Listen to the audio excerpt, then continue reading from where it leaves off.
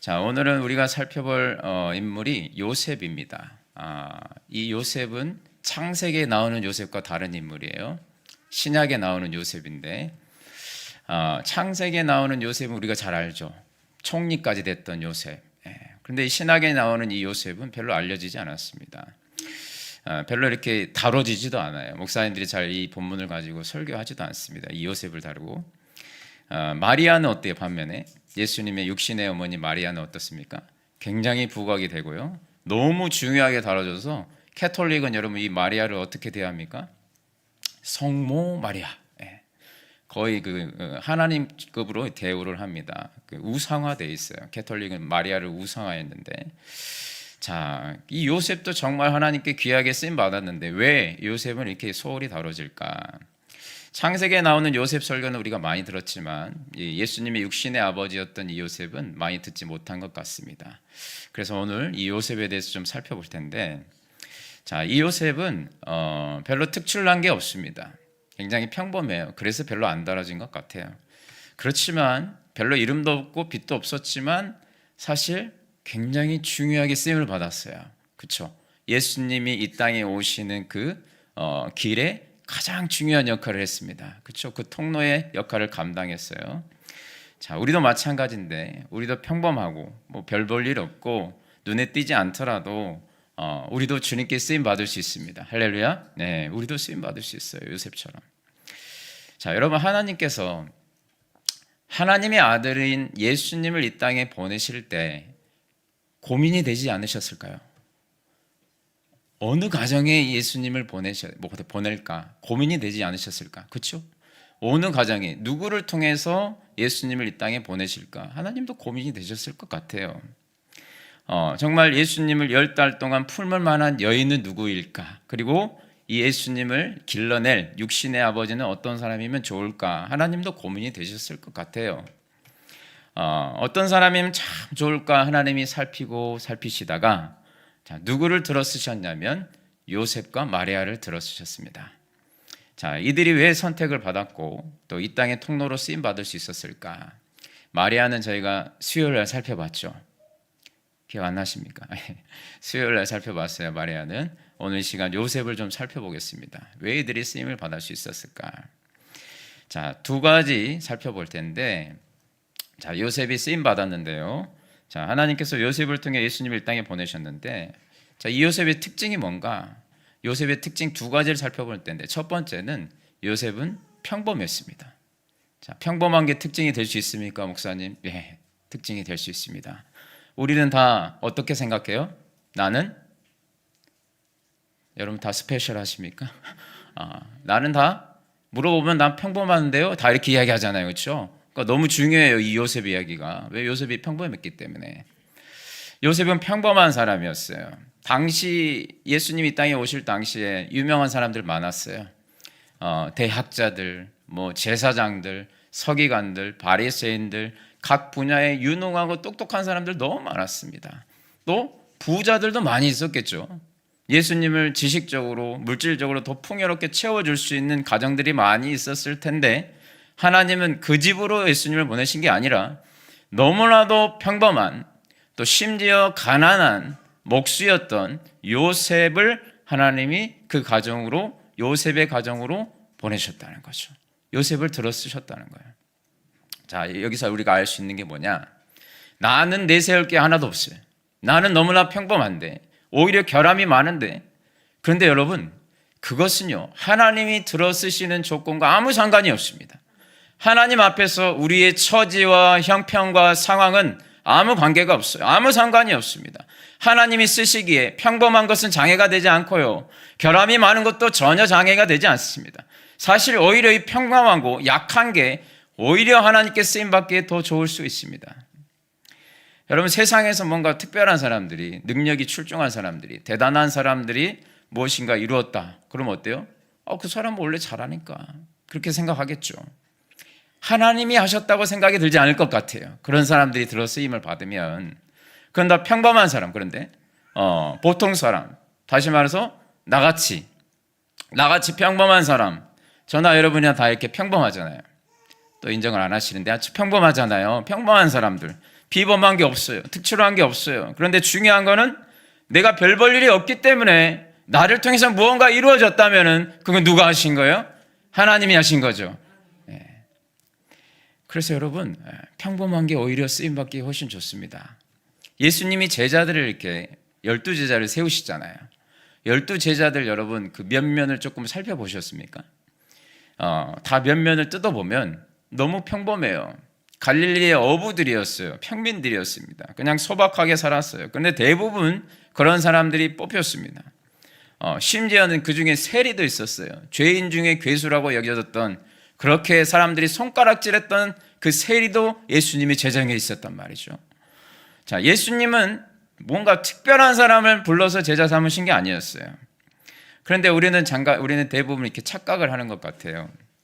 이런 강박관념이 있는 것 같아요. 하나님이 나를 쓰시기 위해서는 내가 좀 스페셜하게 준비가 되면 그때 쓰실 것 같다.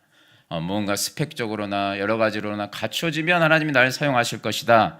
그래서 내가 뭔가 더 준비를 해야겠다. 이런 생각을 가질 때가 있다는 거죠. 그런데 여러분, 그렇지 않다는 거예요.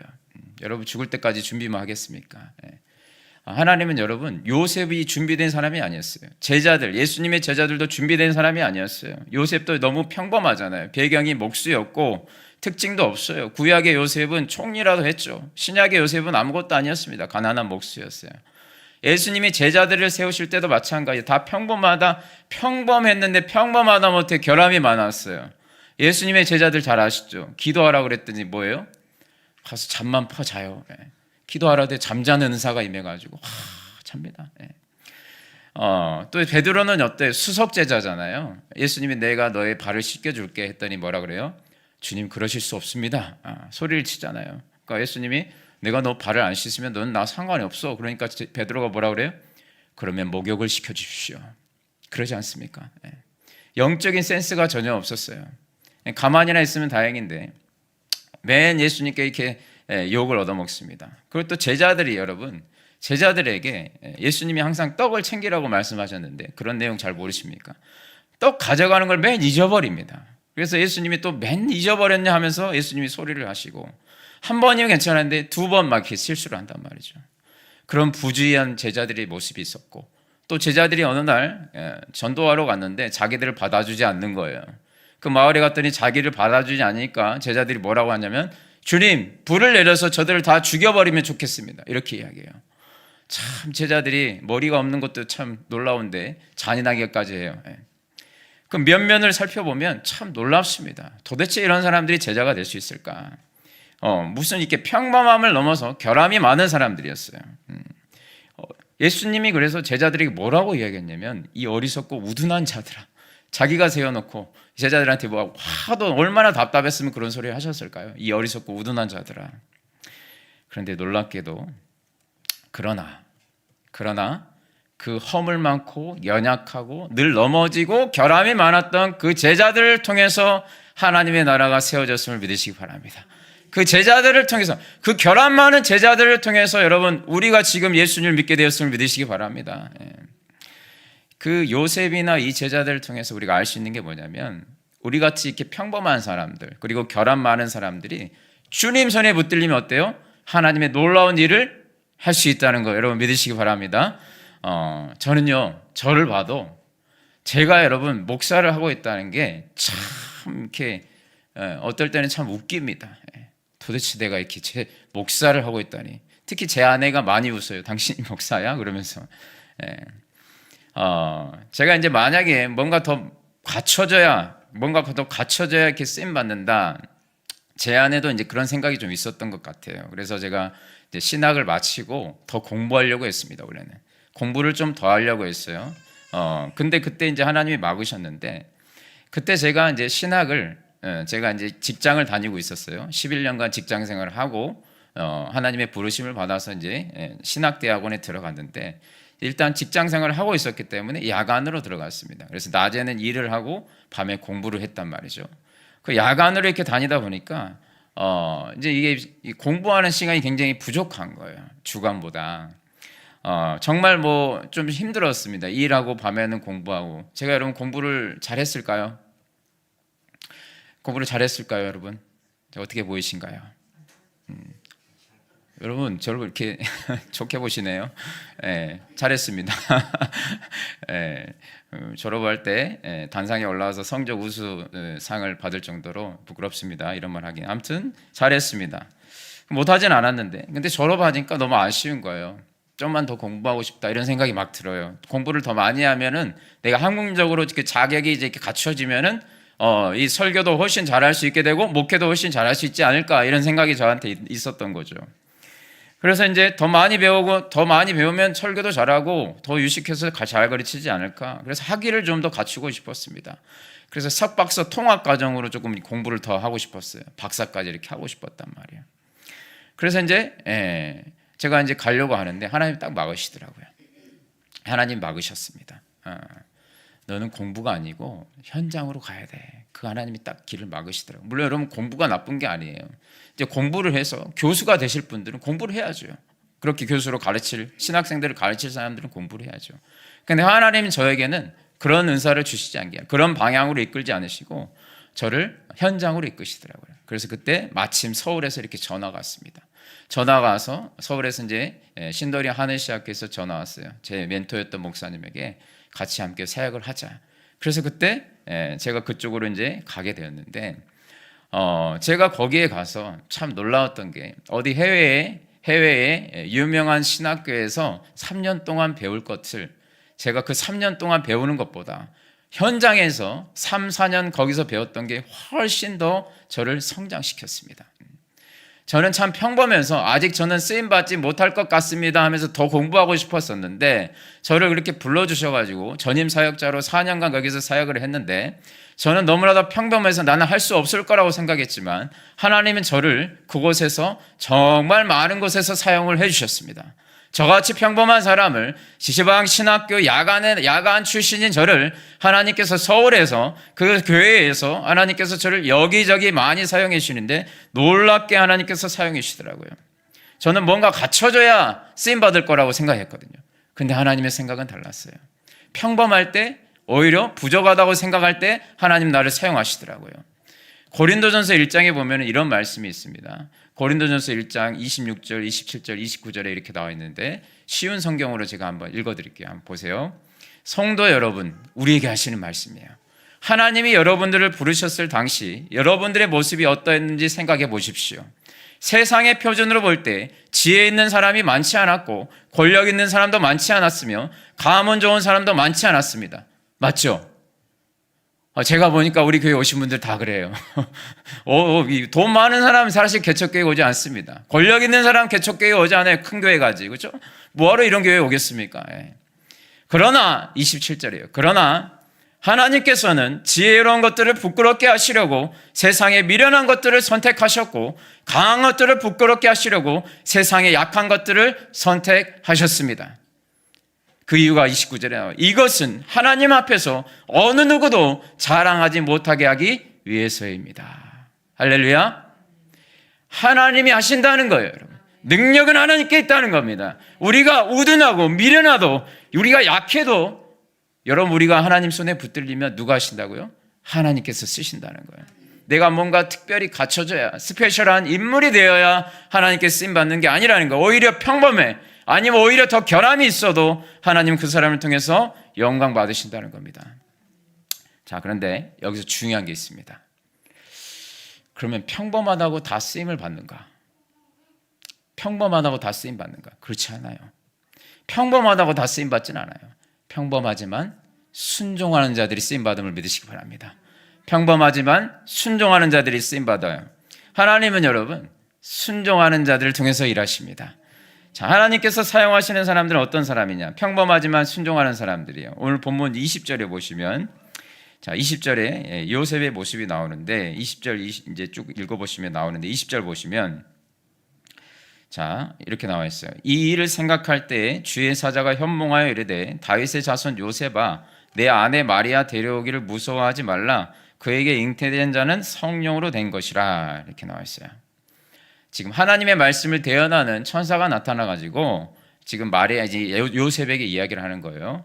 자, 요셉이 이제 자기 아내 마리아가 임신한 것이 지금 천사가 지금 이야기하기를 사람과 관계를 해서 임신한 게 아니고 뭐요? 성령으로 잉태됐다고 지금 요셉에게 지금 이야기를 하고 있는 거예요.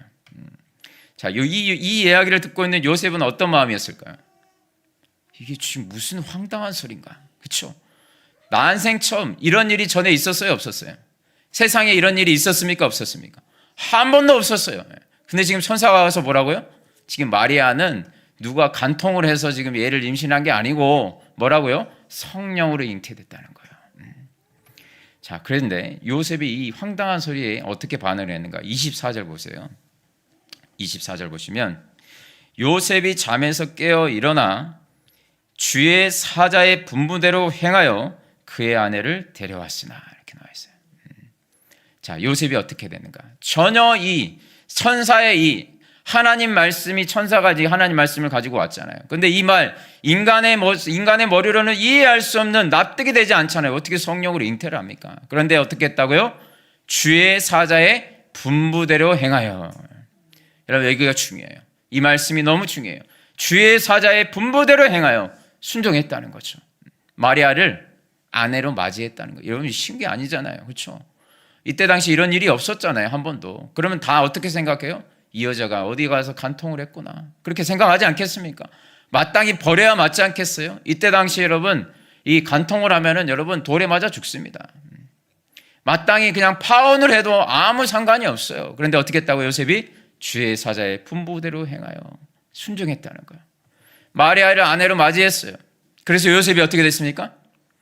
예수님이 이 땅에 오시는 통로로 귀하게 쓰임 받았습니다. 만약에 거부했으면, 이해되지 않는다고 거부했으면, 나는 이런 여자가 살 수 없어요, 거부했으면, 요셉의 이름은 성경에 없는 거예요. 요셉은 평범했지만 순종은 평범하지 않았습니다. 순종은 비범했어요. 주의 분부대로 행하여 철저히 순종하는 모습이 있었다는 거예요. 여러분, 순종이 없으면요, 아무런 역사가 나타날 수 없습니다. 저는 이 요셉이 이 순종에 탁월한 능력이 있었다고 생각합니다. 여러분, 우리가 다른 능력은 없어도 순종의 능력이 있게 되기를 주님의 이름으로 축원합니다. 여기에만 나오는 게 아니고요, 마태복음 2장에도 보면 계속 하나님의 말씀이 떨어지면 순종하고, 떨어지면 순종하고, 떨어지면 순종합니다. 요셉은 지극히 평범했지만 말씀에 대한 순종이 있었다는 거예요. 그러니 여러분, 예수님이 이 땅에 오시는 통로로 귀하게 쓰임 받았던 겁니다. 자, 우리가 이제 다음 주면 이제 사역자 임명을 합니다. 우리 하늘시학교에 내년에 주의 몸된 교회를 섬길 분들 임명을 하는데, 사역자 명단에 보면 내 이름이 거기에 올라가 있는 게 굉장히 민망한 분들이 있을 수 있습니다. 내 이름이 어떻게 여기에 올라갈 수 있을까? 내가 무슨 교사를 할 수 있을까? 내가 무슨 찬양팀을 할 수 있을까? 내가 무슨 구역장을 할 수 있을까? 내가 무슨 안내팀을 하나? 무슨 사역팀을 할 수 있을까? 늘 나는 넘어지고, 늘 내가 말한 대로 말한 것과 행동이 일치도 되지도 않고, 늘 뭐 이빠른 말은 잘하는데 행동을 보면 늘 엉뚱한 행동을 하고 있고, 내가 보기에도 내가 일관성은 없는 것 같고, 내가 보기에 내가 정신도 없는 것 같고, 내가 이런 사역을 할 만한 자격이 있나? 이런 생각이 들 수 있잖아요. 그렇죠? 저도 여러분, 저도 저를 봤을 때 내가 무슨 담임 목사를 이렇게 할 수 있나? 내가 이런 자격이 있나? 이런 생각이 들 때가 있단 말이죠. 우리 큐티 늘 하잖아요. 큐티에 늘 다짐하지 않습니까? 그거 보고 여러분 웃기지 않아요? 다짐해놓고 또 다음날 또 넘어지고. 이게 뭔가 싶은데, 그런데 하나님이 나를 쓰신다고, 이 결함 많은 나를, 이게 이런 평범하다 못해 결함투성이의 나를 쓰신다고, 이런 생각이 들 수 있다는 거죠. 그런데 여러분, 참 놀랍게도 우리처럼 결함 많은 사람들을 통해서 하나님이요, 하늘시학교회를 세워가고 계십니다. 할렐루야. 미련하고 우둔하고 연약하고 맨 넘어지는, 어떻게 보면 정말 찌질해 보이는 그런 나를, 그런 우리를 통해서 하늘시학교회가 세워지고 있다는 거예요. 하늘시학교회가 대단한 사람들이 모여서 지금 세워지고 있는 게 아니라, 저나 여러분처럼 별로 연약하고 별로 소망도 없어 보이고 너무 평범하고 오히려 결함이 많고 시험 들고 침체되고 허우적대면서 그러다가 또 다시 정신 차리는 그런 우리를 통해서, 그런 우리의 작고 연약한 순종을 통해서 하늘시학교회가 세워지고 있음을 믿으시기 바랍니다. 우리의 평범함은 결코 장애가 되지 않습니다. 우리의 순종이 문제지요. 우리는 평범해도 순종이 비범해지면 하나님의 나라가 세워지게 될 줄 믿습니다. 여러분, 평범함이 하나님께 나아가는데 장애가 되지 않는다는 것을 마음 가운데 새기시고 요셉처럼 순종함으로 하나님께 귀하게 쓰임받는 저와 여러분 되시기를 주님의 이름으로 축원합니다. 자, 두 번째로 요셉을 통해서 또 하나 알 수 있는 것. 자, 하나님은 어떤 사람을 사용하시는가? 요셉을 보면 알 수 있는 게 하나님은 의로운 사람을 사용하십니다. 자, 19절에 보면, 자, 19절에 이렇게 나와 있어요. 그의 남편 요셉은 어떤 사람이라? 의로운 사람이라, 이렇게 나와 있어요. 자, 이 의로운 사람, ESV 영어 성경에 보니까 의로운 사람이 어떻게 해석되어 있냐면 just man이라고 되어 있습니다. just man. 의로운 사람 했을 때 영어식 표현이 두 가지가 있습니다. righteous man하고 just man 두 가지가 있다는 거죠.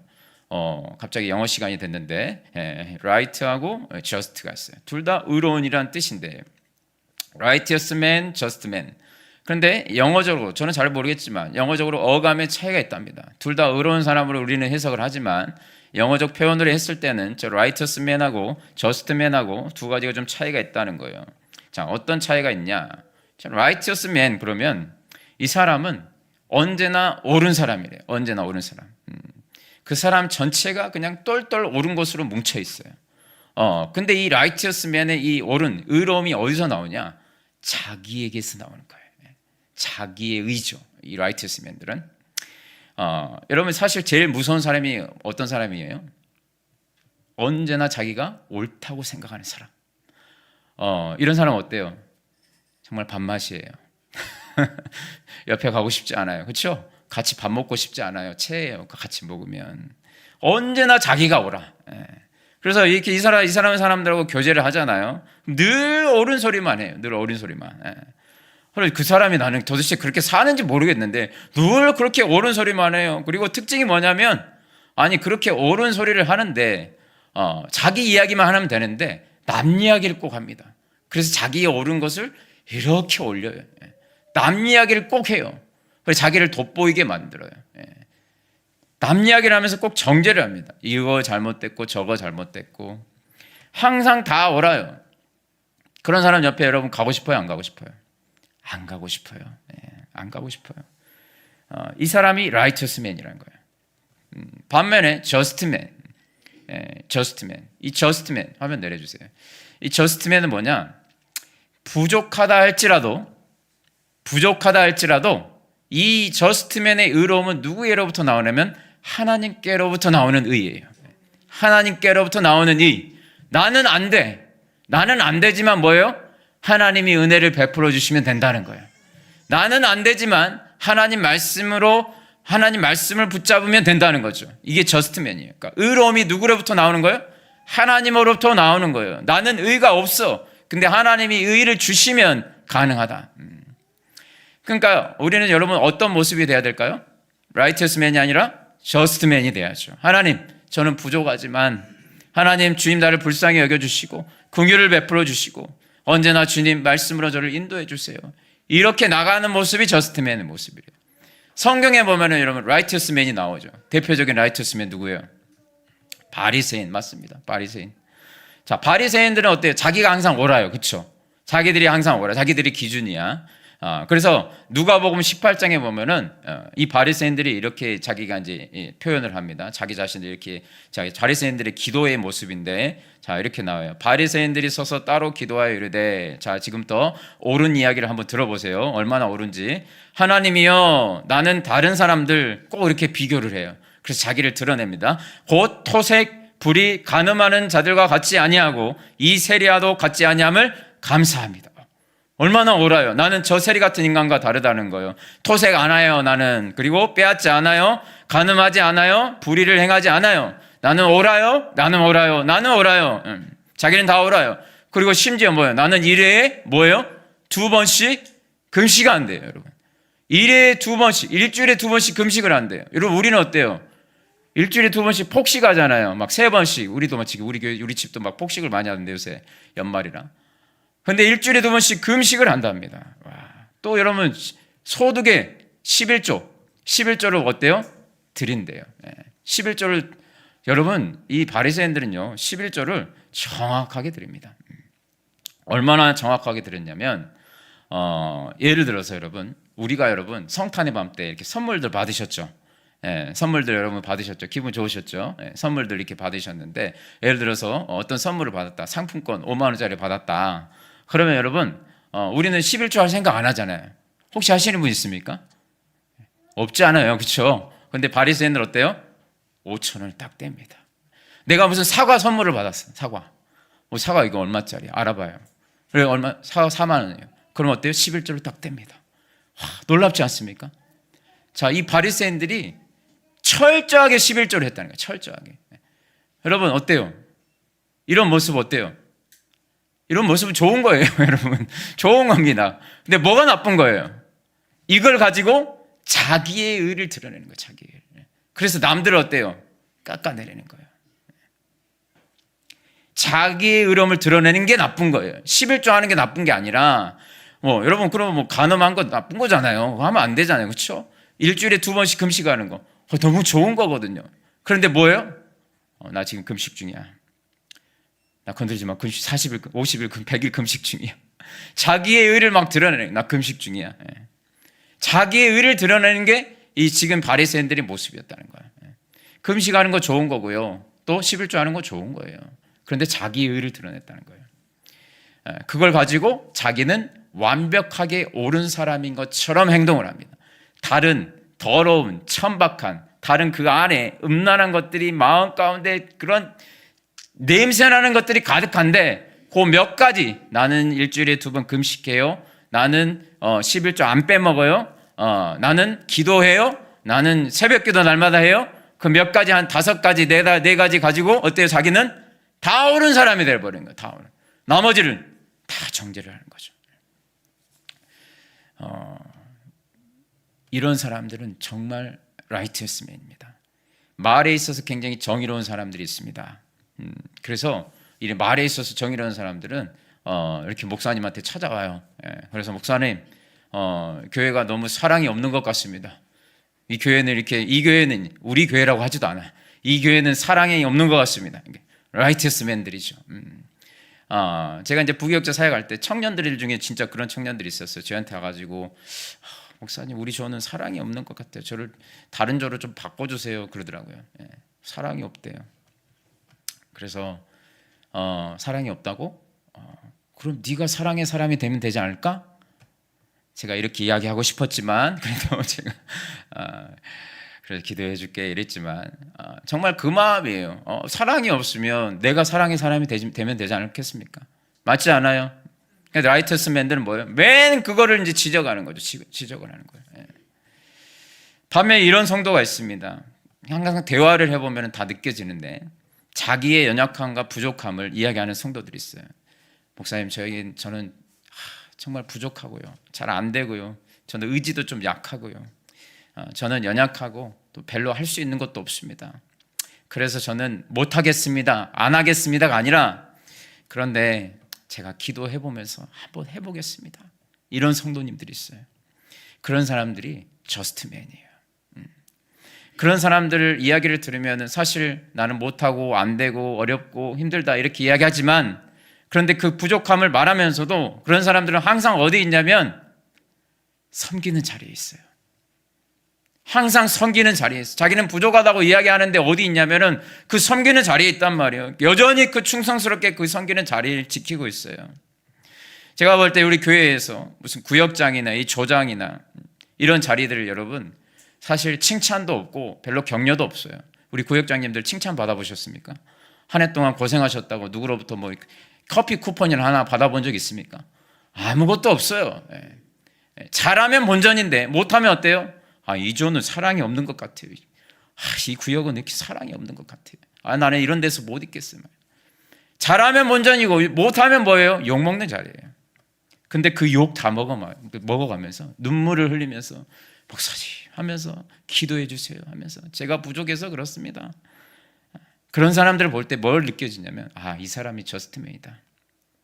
이 사람들 때문에 교회가 세워지고 있구나. 여러분 우리는요 요셉과 같이 저스트맨이 되어야 될 줄 믿습니다. 부족하더라도 하나님께 쓰임받는 인생 그 사실만 가지고 사실을 지적만 하고 다니는 라이터스 맨들이 아니라 좀 부족해 보이면 내가 가서 채우면 안 됩니까? 개척교회니까 부족한 게 많겠죠. 좀 부족하면 내가 가서 채우면 안 돼요. 그게 라이터스 맨들이에요. 그게 라이터스 맨들만 있으면 교회가 되지 않아요. 저스트 맨들이 있어야 이 교회가 온전히 세워진다는 거예요. 또 하나 이 저스트 맨들의 특징이 뭐냐? 다른 사람들의 허물을 폭로하지 않습니다. 자, 언제나 품어줘요. 자, 19절에 보시면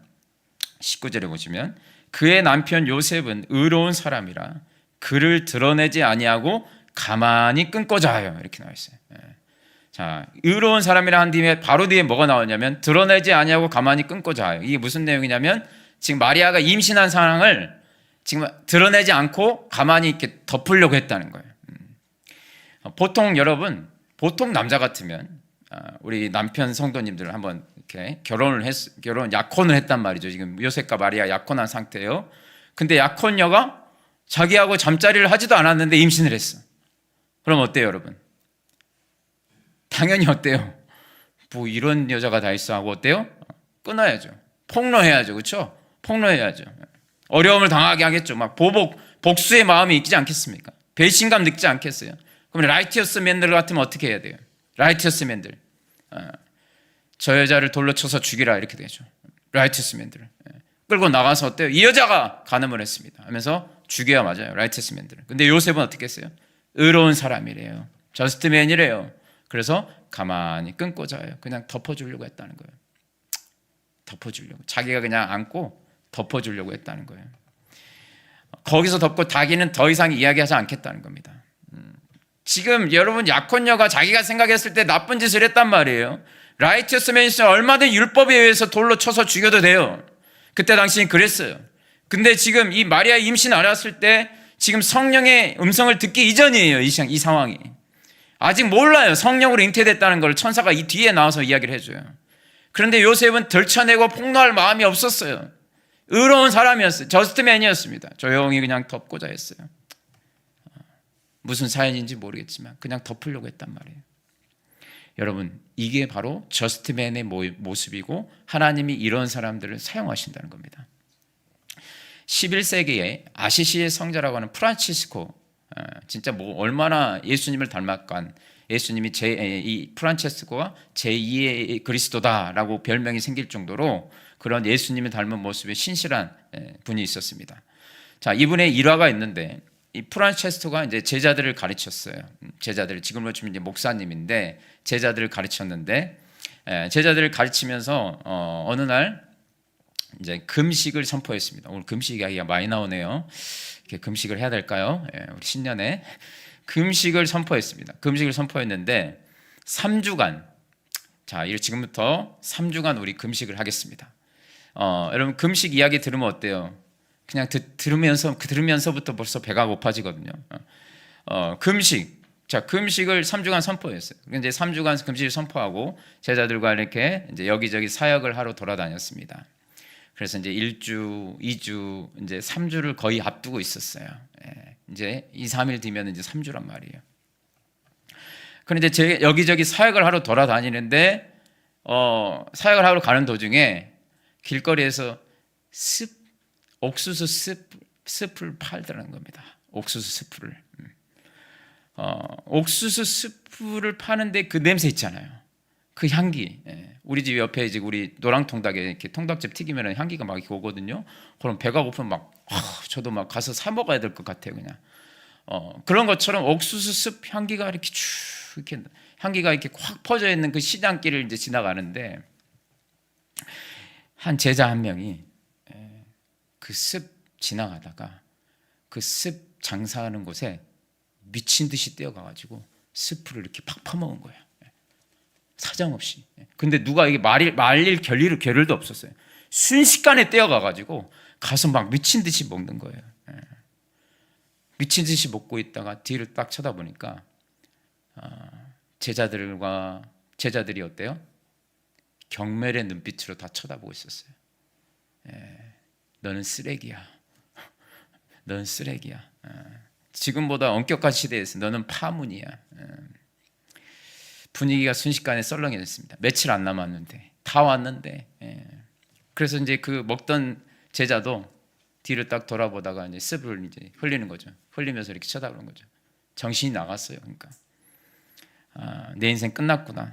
근데 그 어색한 분위기, 그 썰렁한 분위기를 누가 깼냐면 프란치스코가 깼습니다.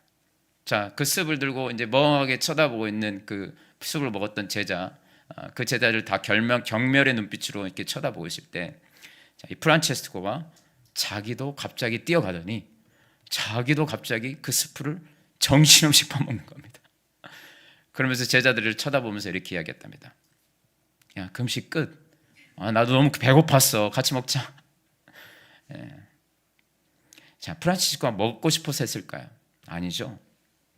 프란체스코가 했던 행동이 뭐예요? 한 명의 제자를 건져내겠다는 거잖아요. 너는 왜 이따위니? 이거 하나 못 참니? 그게 아니라 뭐예요? 건져주겠다는 거잖아요. 내가 너를 품어주겠다는 거잖아요. 덮어주겠다는 거잖아요. 프란체스코가 낮은 곳으로 갔습니다. 맞습니까? 자, 이게 저스트맨의 모습이에요. 예수님도 마찬가지세요. 낮은 곳으로 오셨습니다. 예수님이 이 땅에 오신 것은 엄청나게 낮아지신 거예요. 얼마나 낮아지셨습니까? 말구유 거기서 태어나실 정도로 낮아지셨습니다. 여러분, 예수님이요, 우리의 허물을 보혈로 덮어주셨습니다. 그 프란체스코 제자의 그 습을 가서 막 퍼먹는 그 제자의 모습이 우리 모습 아니에요? 가서 우리도 늘 넘어지잖아요. 참다 또 한번 넘어지고 가서, 그럼 누가 와서, 예수님이 와서 보혈로 덮어주시는 거예요. 그게 십자가의 의입니다. 오늘 요셉이 그 모습을 보여주고 있습니다. 요셉은 여러분 저스트맨이었어요. 정죄하거나 폭로하지 않았습니다. 뒷담이나 하고 있지 않았습니다. 돌로 쳐져 죽이자고 하지 않았어요. 가만히 덮었습니다. 그래서 요셉이 여러분 예수님이 이 땅에 오시는 초림의 역사에 귀하게 쓰임받았다는 거예요. 요셉이 특별해서 여러분 쓰임받은 게 아니에요. 평범했어요. 그런데 요셉의 무엇이? 순종은 비범했습니다. 요셉의 순종은 비범했어요. 또 요셉은 여러분 저스트맨이었습니다. 하나님과의 의인의 관계. 그러니까 여러분 이 의는 하나님과의 관계에서 오는 의예요. 여러분 저스트맨은 여러분 하나님과의 관계에서 나오는 의로운 모습이 나타났다는 거죠. 그래서 여러분 이 요셉이요 정말 인류 역사상 이런 축복이 있습니까? 사람 중에 예수님이 이 땅에 오시는 그 육신의 아버지로 쓰임 받았다. 여러분 이것보다 더 큰 축복이 있을까요? 그 축복을 받았다는 겁니다. 여러분 우리도 요셉과 같은 모습으로 쓰임 받아야 되지 않겠습니까? 여러분 예수님 말씀하신 대로 예수님이 다시 오실 텐데 초림의 예수님의 요셉의 쓰임이 받았던 것처럼 우리 다시 오시는 예수님의 재림, 이 왕의 기한에 우리도 쓰임 받게 되기를 주님의 이름으로 축원합니다. 우리도 요셉처럼 할 수 있잖아요. 우리도 평범하지만 유명하지도 않지만 순종은 할 수 있잖아요. 지금 단장이라도 여러분 순종을 할 수 있잖아요. 우리도 여러분 라이티어스맨은 못 되지만 저스트맨은 될 수 있습니다. 맨 깨지고 넘어지고 하지만 그 부족해 보이는 사람들 내가 품고 갈 수 있다면 그 사람을 통해서 하나님께서 하나님의 나라를 세워가실 줄 믿습니다. 하나님 앞에 요셉처럼 이렇게 쓰임받는 우리 하늘시학교의 모든 성도님들 되시기를 주님의 이름으로 축원합니다.